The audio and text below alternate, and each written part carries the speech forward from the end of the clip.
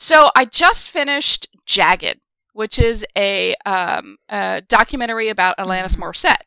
And so I posted a question on Twitter the other day. Where were you when you heard the secret Alanis Morissette secret track on Jagged Little Pill? And it blew my mind that so many people hadn't heard it already. Wait, did they not know about the... They didn't know. Can we talk about how, like, secret songs were just a thing on 90s albums? And they were. Because now, for sure, with Spotify, they're just kind of, like, on there at the end of the list. And so in December, like November, December, I started going back to a lot of the music that I listened to in high school, including Alanis. Like, I listened to Jagged Little Pill again. Nevermind, the Nirvana album was a big one. And that one, like, to me...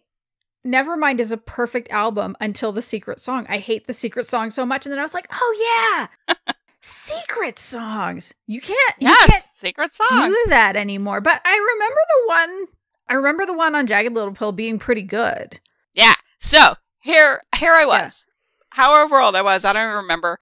I remember I was up at the gas station. You were 4. And I was 4. Right. I was driving. I was 4. I was gassing up my Ford Bronco. Your parents' I think I had a Bronco then. I'm sorry. That's right. My parents' Bronco that they let me drive. Actually, I think it was an Explorer. There were blocks on the pedals. That's right. Exactly. So, so I'm pumping the gas, and this was, I had the windows down. I was just jamming, doing my thing. Mm-hmm. And so I still had the car not on, but just the radio part on because I love music and I will listen to it at all times.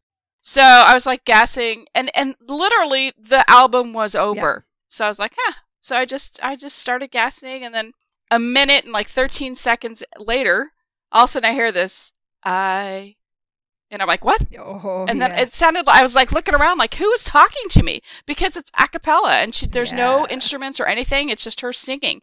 And it's crazy. I love it. It's so good. It's so good. It's so good. It's amazing. So I watched this documentary, and I was kind of like, it made me sad, though. It was great because Alanis got me through a lot of shit in my life. I think she got a lot of people through a lot of shit. Oh, yeah.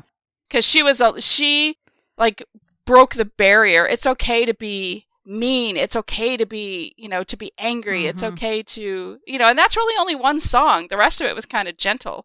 It's kind of, some of her songs are pretty gentle. They're not like you ought to know. It's not like that. Yeah, because she was able to do it in the mainstream in the way that, like, you could hear that kind of music with, like, the Riot Girl scene, but it's not like they were played on Top 40 radio in the same way that Alanis was.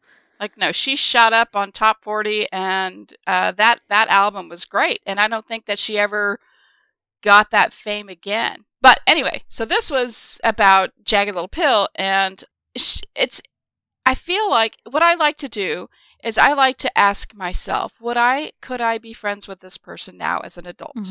I do that a lot. I'm like, I think I did a list on Twitter, like who I would be friends with.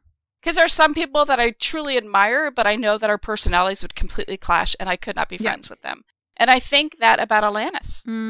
I think, like, she has a good life going on right now, and she has a family. She wrote this beautiful song about her children. But I don't think that, she would be my friend.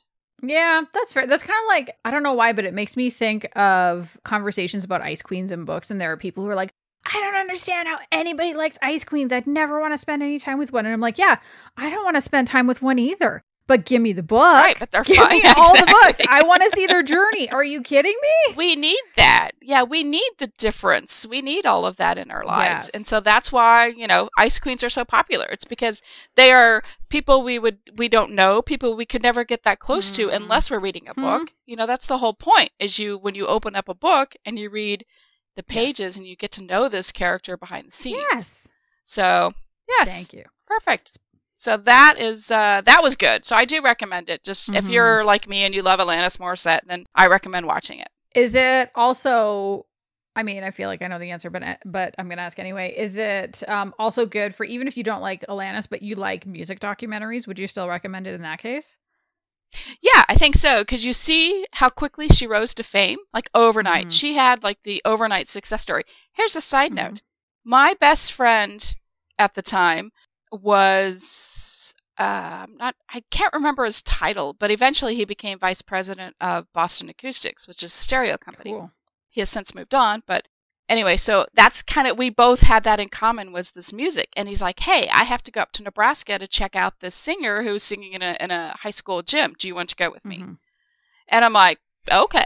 So I went up there, and it was Alanis Morissette, and she was singing Jagged Little Pill. Yeah. So I got to see it in a high school gym in the middle of nowhere, Nebraska.